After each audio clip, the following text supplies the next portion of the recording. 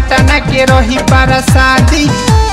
मनावा में बाटेला सा हमहू धरब कसा काशी से बोलाई पंडा जी। आरा से अड़हुल मंगाई के मुझ से कपूर मंगाई पटना के रही परसादी। मनावा में बाटेला सा हमहू धरब कसा काशी से बोलाई पंडा जी। चुनरिया चुनरिया चुनरिया लंदन से लाएंगे देवी मैया को चढ़ाएंगे। चुनरिया लंदन से लाएंगे देवी मैया को चढ़ाएंगे। बोला बोला कोई हर वाली मैया चुनरिया लंदन से लाएंगे देवी मैया को चढ़ाएंगे। नवादा से जाके हम नारियल ले आएंगे। जिला मोतीहरिया में मूर्ति बनाएंगे।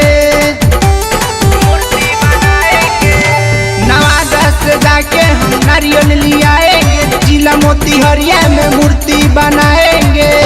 चुनरिया चुनरिया चुनरिया लंदन से लाएंगे देवी मैया को चढ़ाएंगे। चुनरिया लंदन से लाएंगे देवी मैया को चढ़ाएंगे। बोला बोला लहरा वाली मैया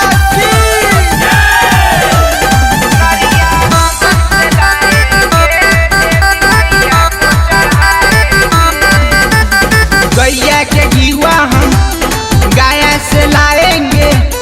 ऋतिक सागर से जगराता कराएंगे। गैया के घीवा हम गाया से लाएंगे। ऋतिक सागर से जगराता कराएंगे। चुनरिया चुनरिया चुनरिया लंदन से लाएंगे देवी मैया को चढ़ाएंगे। चुनरिया लंदन से लाएंगे देवी मैया को चढ़ाएंगे। आरा से अड़हुल मंगाई के मुझ से कपूर मंगाई पटना के रही परसादी। मनावा में बाटेला सा हमहू धरब कसा काशी से बोलाई पंडा जी। आरा से अड़हुल मंगाई के मुझ से कपूर मंगाई पटना के रही परसादी।